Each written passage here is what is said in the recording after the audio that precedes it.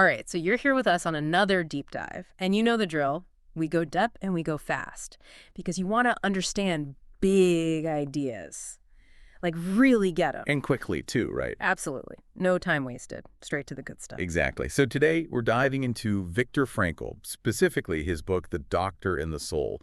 We're working with excerpts here, really digging into his ideas on logotherapy and existential analysis. Yeah, fascinating stuff, and I think it'll really resonate with our listeners, people who are already pretty familiar with these kinds of concepts. Right. So our mission, I guess you could say, is to uncover, the core of Frankl's thinking. What did he really believe about human nature? What's his whole idea about meaning being so powerful? And how did that play into his view of psychotherapy? We're going for the kind of aha moments, the stuff that makes everything click. Yeah, totally. And I think a good place to start might be with this concept of sound one-sidedness. Frankl actually borrows this from Kierkegaard. It's basically the idea that sometimes you need a really strong, almost extreme perspective to correct a view that's become kind of widespread. Almost like an overcorrection. Yeah, exactly. Like swinging the pendulum hard in the other direction. Yeah. It's not about those perspectives being like the absolute truth, but they act as these mutual correctives, I guess you could say. And they help us get closer to a more complete understanding. By considering both extremes, you can kind of start to see the middle ground more clearly. Makes sense. It's like getting a more three-dimensional view of something, right? Exactly. Okay, so with that in mind, let's jump into logotherapy itself. Now, Frankl was really adamant about this. Logotherapy is not meant to replace traditional psychotherapy. It's more like an addition, an important one. Right. And the focus is on something, a dimension that's sometimes neglected or maybe even misunderstood. It's the spiritual side of being human, not necessarily in a religious sense, but more about that search for meaning and purpose. Yeah, exactly. And that's where Frankl introduces this idea of spiritual distress. It's like this deep existential kind of suffering that comes from a lack of meaning in life. He even uses the term existential neurosis to describe it. Okay, existential neurosis. So for you, the learner, think of it like this. Just like you have physical needs that, when they're not met, can lead to problems, well, we also have this huge need for meaning, and when that need gets frustrated, it can really mess you up. Frankl called it existential frustration, and it can manifest in all sorts of ways, just like any other kind of psychological distress. Yeah, and to make this really concrete, he tells this heartbreaking story about a nurse in his hospital. She had an inoperable tumor, and her pain wasn't just physical. It was this terrible feeling that her life was now meaningless because she couldn't work anymore. That was her purpose. And Frankl, in his response, does something so interesting. He doesn't try to downplay her suffering or give her some platitude about everything happening for a reason.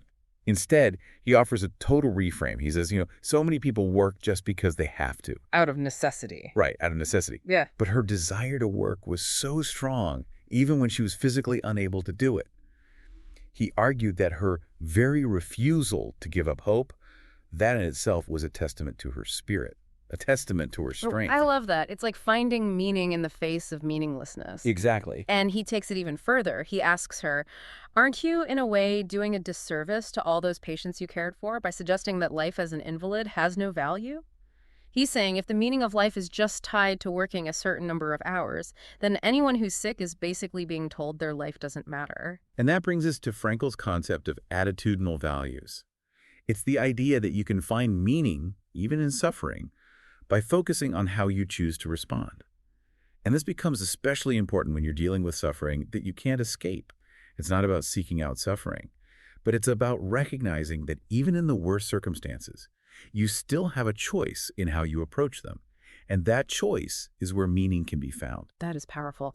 Okay, so this brings us to Frankl's thoughts on the age of anxiety. And he makes this really interesting point. He's like, okay, we call our time the age of anxiety, but people in previous eras probably faced way more intense threats. I mean, plagues, wars, famines, you name it. Right. But he did identify what he called a collective neurosis that was specific to his time, and it has like 4 key symptoms. The first one he points out is this planless day-to-day attitude toward life.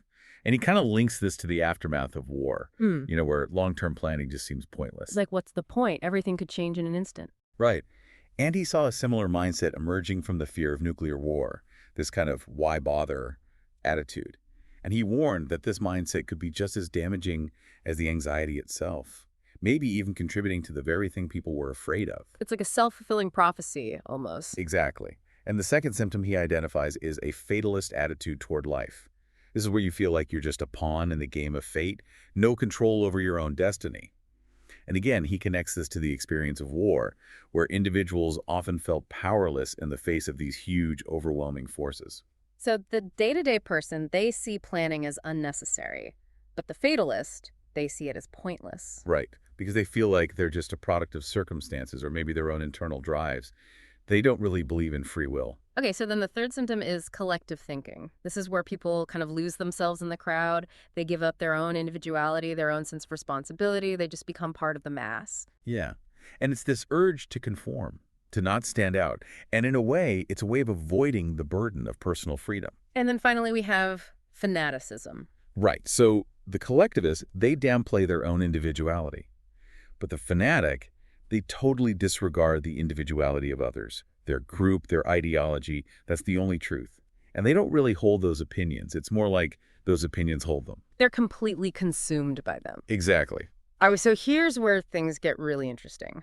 Frankl actually saw a potential antidote to these collective neuroses in, of all things, existential neuroses. He's like, okay, a conflict of conscience, it's painful, but it can actually disrupt fanaticism and collective thinking. Yeah, because it forces you to question things, to think for yourself. Exactly. He even mentions this thing called functionaries' disease.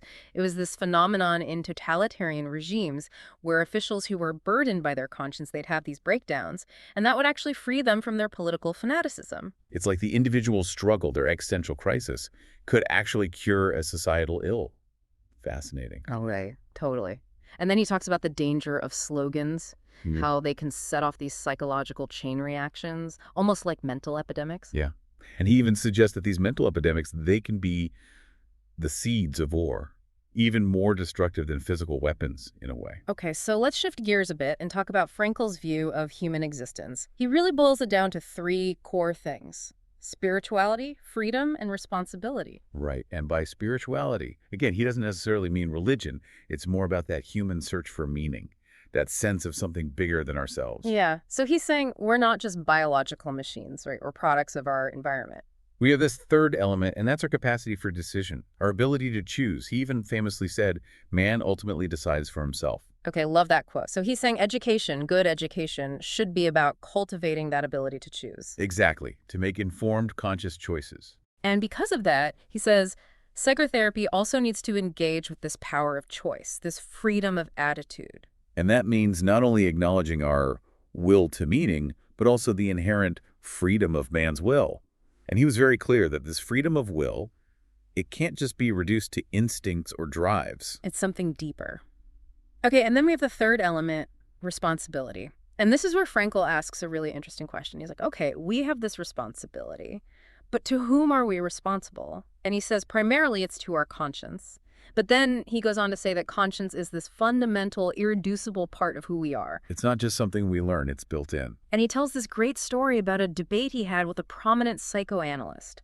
The psychoanalyst was basically denying the existence of conscience. And Frankl's like, well, your insightful lecture this evening is evidence enough of it. Classic Frankl, calling him out right there. Right. And of course, the psychoanalyst tries to attribute it to narcissism. But Frankl's point is that even within psychoanalysis, there were thinkers who were starting to say, look, true morality can't just be based on the superego. He even quotes Freud, who said, man is not only often much more immoral than he believes, but also often much more moral than he thinks. And Frankl adds that we're also often much more religious than we realize. He's suggesting that morality and religion, they're more than just these internalized parental figures. It's a deeper thing. It's about our relationship to something bigger than ourselves. Exactly. Okay, so now Frankl wants to differentiate his logotherapeutic approach from both psychoanalysis, with its focus on pansexualism, and individual psychology. He's saying both of these schools of thought offer incomplete pictures of what really drives us. What are our fundamental motivations? So he criticizes pansexualism for this tendency to trace everything back to sexuality, even broadening the concept of libido to basically mean general psychic energy. And Frankl's argument is that this leads to a kind of meaninglessness. It's like overgeneralizing to the point where nothing really matters anymore. Kind of like the philosophical dead end of solipsism. Okay, solipsism, for those who don't know, it's the idea that only your own mind is real. and everything else is just a figment of your imagination. Right. So Frankel's saying pansexualism kind of does the same thing with libido. It expands it so much that it loses its meaning. Yeah, I see that. And he's also not completely on board with individual psychology. He feels like their view of neurotic symptoms is too limited. They often see these symptoms as just strategies or excuses, not as genuine expressions of inner turmoil. And in doing that, they kind of miss the meaning that's embedded in those symptoms. Yeah. And while individual psychology does go beyond just sexuality, Frankel felt like it still didn't fully grasp the complexity of the human psyche, the full range of our motivations. Okay. And it's important to note that Frankel did acknowledge the work of psychoanalysis, especially its recognition that neurotic symptoms are often primary, meaning they're not just caused by something else. But he was also very aware of the challenges and even the potential dangers of blowing the spiritual dimension into psychotherapy. He's like, how do you do that without imposing your own beliefs on the patient? That's the big ethical question. Right, exactly. And he makes the point that just showing that there's a need for this new approach, it's not enough. You also have to show that it's actually workable in practice, that you can actually apply it in a way that's helpful and ethical. Makes sense. So it's not just a theoretical exercise. It has to have real-world application. Yeah. So this leads Frankel to consider the patient's own worldview. And he brings up this really crucial point. What if the patient's worldview, the one that seems neurotic, what if it's actually accurate? Then trying to change it would be a huge mistake. Yeah. It's like pathologizing someone who's actually seeing things clearly. Right, so he's cautioning against dismissing someone's beliefs just because they happen to be struggling with a neurosis. And on the flip side, what if their worldview is actually wrong? Well, Frankel argues that traditional psychotherapy doesn't really have the tools to fix that. He puts it really bluntly. If the patient's understanding is right, psychotherapy is unnecessary. And if it's wrong, then psychotherapy as it stands is inadequate. So he's basically saying that traditional psychotherapy falls short when it comes to dealing with spiritual problems because it just doesn't have the framework to engage with those deeper questions. Yeah, and it also risks overstepping its boundaries by pathologizing worldviews that might just be different, not necessarily wrong. Now, it's important to note that Frankel isn't denying the influence of psychology, biology, and sociology on our beliefs, but he's saying there's a difference between being conditioned by those things and being completely caused by them. He cites this guy, Welder, who makes this really interesting point. He says, okay, conditioning can introduce distortions, exaggerations, those kinds of things, but it doesn't actually explain the content of those beliefs or the intellectual work that goes into forming them. Yeah, I see that. It's like conditioning might explain why you believe something, but not what you actually believe. Right. Okay, and then Frankel brings in this distinction that Schiller makes between elective and constitutive conditioning elements. Elective elements, they might explain why you choose a certain viewpoint, but they don't determine what you actually perceive within that viewpoint. The lens you're looking through might be colored by your experiences, your upbringing, all that stuff, but the world you see through that lens is still real. Okay, that's a great way to put it. And Frankel uses this analogy of astronomical observation. He's like, okay, think about the star Sirius. It exists, right? It's a real thing. But our observation of it might be influenced by our personal equation, all those subjective factors that are unique to us. But those subjective factors don't negate the objective reality of Sirius. It's still there. Right. So he's saying we need to take an objective approach to worldview, one that's focused on truth, not just on individual biases. Yeah.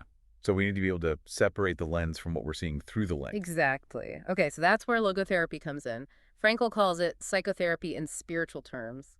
But again, not replacing traditional psychotherapy, just complementing it, filling in the gaps. Right. And those gaps are specifically around philosophical questions and spiritual distress, addressing those within their own framework. And Frankel makes this important point. He says, okay, we might differentiate between logotherapeutic and psychotherapeutic factors for the sake of analysis. But in practice, when you're actually working with a patient, those things are all interconnected. It's all part of the same human experience. Exactly. The psychological and the spiritual are intertwined. All right, so now Frankel talks a little bit about individual psychology. And he acknowledges their emphasis on courage, but he points out something that they might be missing.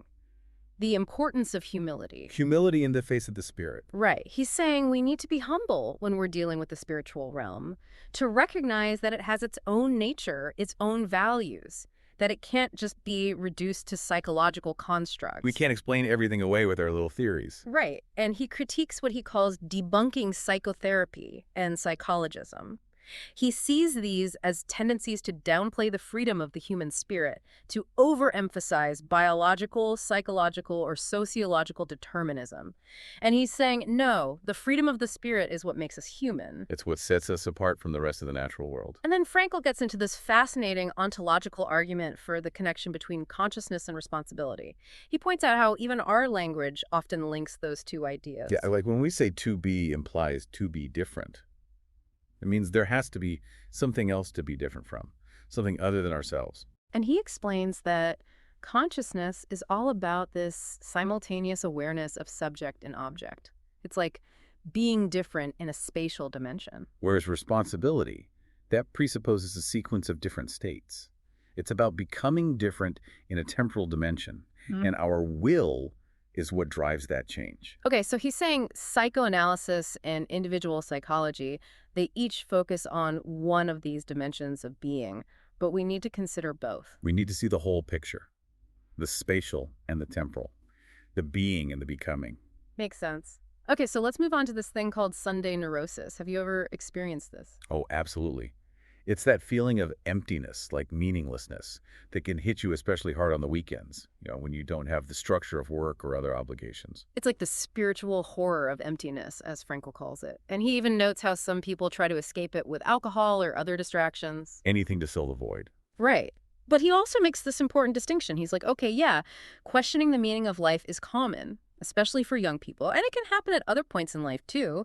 But it's not necessarily pathological. It's not a sign of mental illness. It's a sign of being human. And that's where logotherapy and existential analysis come in. They're specifically designed to help people who are struggling with those big philosophical questions, to offer spiritual support, even if they're also dealing with clinical symptoms. And he's very clear that these spiritual struggles shouldn't be dismissed. They're not just symptoms of something else. They're an accomplishment in themselves. An accomplishment. That's a really interesting way to put it, because it means that the person is actually engaging with these deeper questions. They're not just avoiding them. They're on a journey. Right. Okay, so Frankl has this really beautiful perspective on the past. He says that the meaning of our lives is preserved in a way, that our past experiences become a form of being, maybe even the most enduring kind. Time can't touch them. Exactly. And he sees effective action as a way of salvaging possibilities by actualizing them. So it's like taking those possibilities and making them real, making them part of the past, where they can't be changed or taken away. So even though we can't change the past, we can choose how we act in the present, and that shapes the meaning of our lives. Okay, I love that. It's very empowering. All right, so let's talk about this idea that the meaning of life is pleasure. Hedonism, it's a pretty common view. Yeah. It's the whole eat, drink, and be merry philosophy. Right. And Frankl's like, okay, but pleasure alone can't give you lasting meaning. And he uses this stark analogy of a condemned man's last meal. Yeah, when you're facing death, that fleeting pleasure just seems so insignificant. Right. It's hollow. And he's saying that because all of life is ultimately finite, if you're constantly chasing pleasure as the only meaning, you're going to end up constantly doubting, because death is always there, looming in the background. And it makes that pursuit of pleasure feel ultimately meaningless. It's a dead end. Okay, so instead, Frankl emphasizes this transcendent nature of value. He's saying that values, they exist outside of us. They're not just our opinions or preferences, they're real things. And he uses the example of a lit lamp. It exists and it gives off light regardless of whether anyone is there to see it.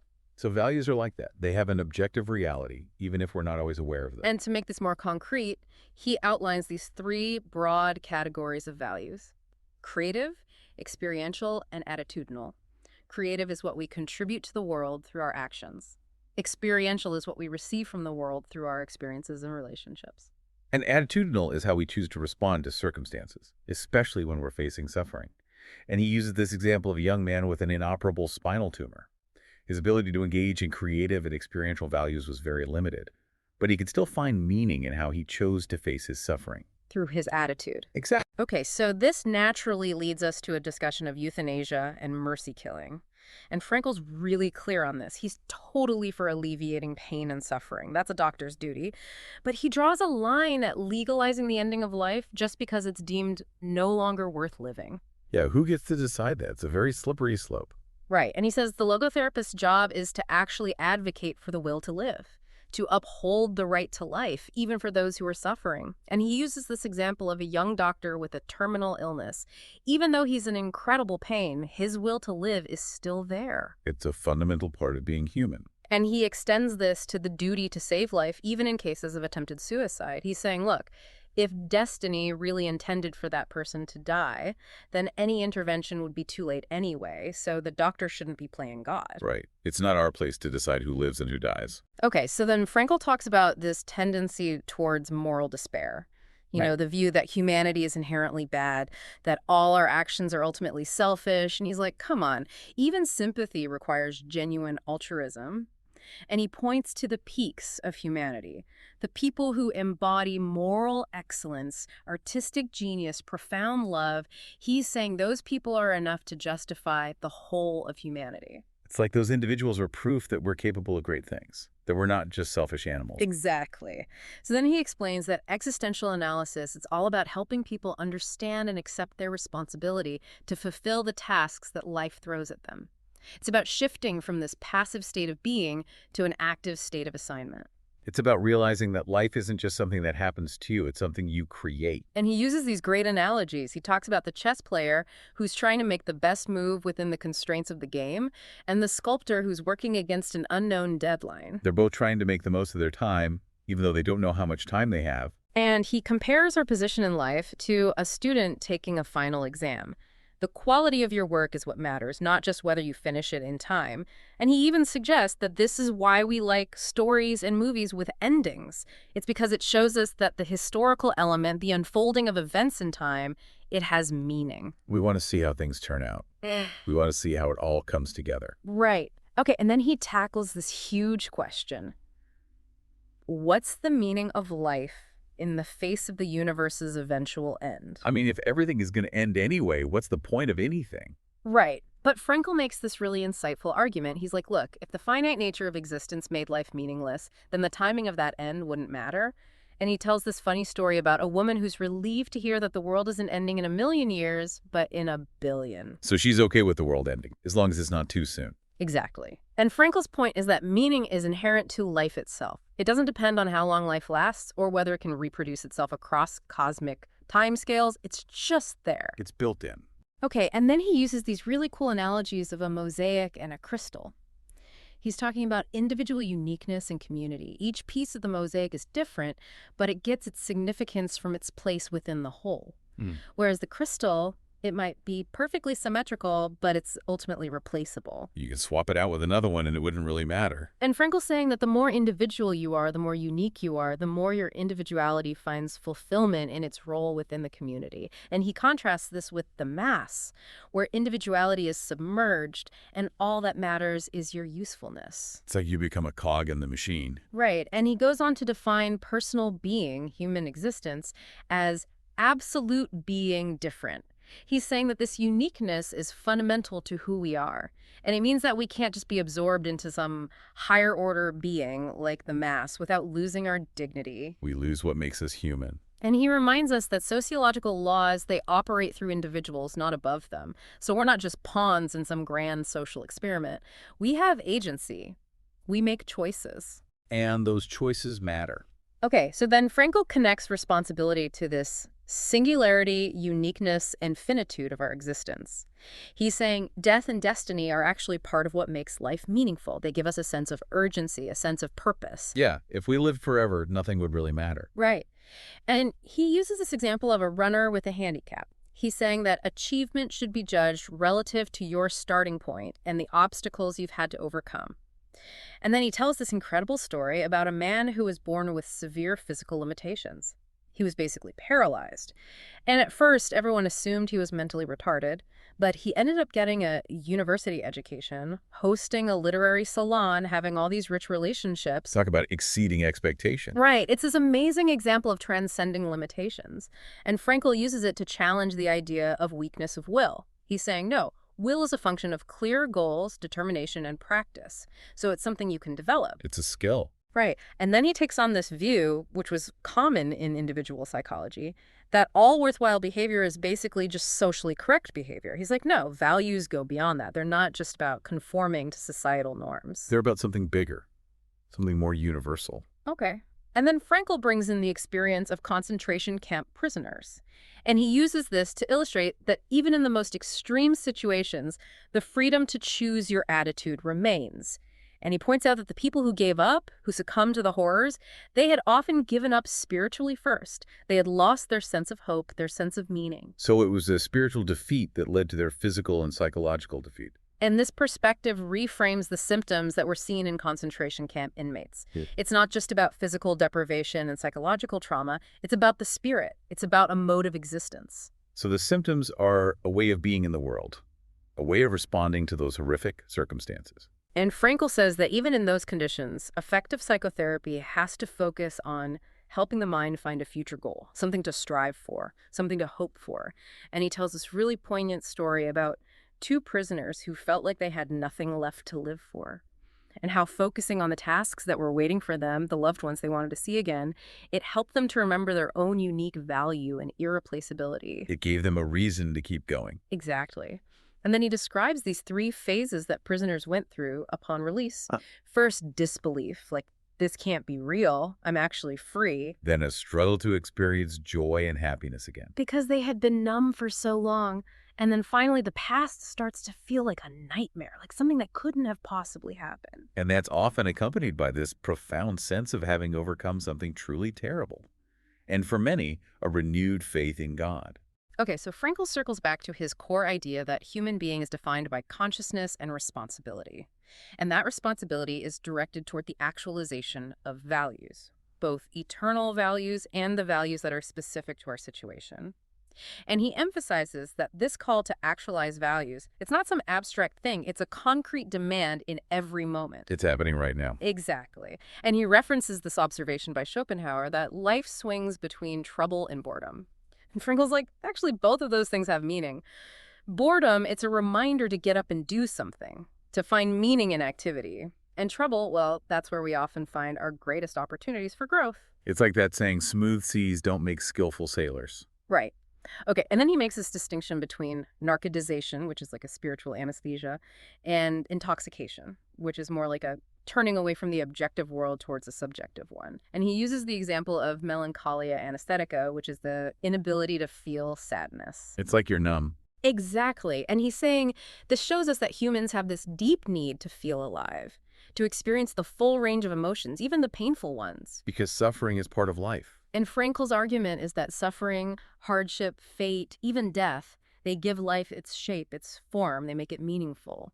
Without those things, life would just be this formless blob. Right. Okay. And then he brings in this quote from Hebel, life is not anything, it is only the opportunity for something. And he explains that this opportunity is about shaping our fate to realize creative values, or adopting an attitude toward fate to achieve attitudinal values through suffering. And he makes a distinction between sickness and fundamental human suffering. He's saying that existential analysis, it might actually aim to make a person capable of suffering. Because suffering can be meaningful. And he talks about Dostoevsky, who was afraid of not being worthy of his torment. And Frankl observed this in his own patients, too. This striving to be worthy of their suffering. Like they saw it as a test of their character. And then he tells this amazing story about a brilliant young man who became paralyzed. And the doctor's prognosis was terrible. But then, by accident, a servant girl reveals the diagnosis to the patient. And instead of falling apart, the young man accepts it. He's like, okay, this is my fate. And he continues to engage with life. He keeps learning, he keeps socializing, he keeps growing. Talk about resilience. It's incredible. Yeah. And it shows that you can find meaning even when you've lost a lot. Even when your potential has been diminished. Okay, so then Frankl moves on to work. And he explains that work gets its meaning from contribution, not from the occupation itself. He's like, there's no one job that's going to make everyone happy. It's about how you approach your work, what you bring to it. It's about your attitude, your spirit. And he points out that every job has opportunities for finding meaning if you go beyond just the professional requirements and bring your unique self to it. He uses the example of nurses. They can find meaning not just in the tasks of nursing, but in the way they care for their patients. And the human connection. Exactly. And he also points out that meaning can be found outside of work, in our personal lives, in our relationships. Work isn't everything. Right.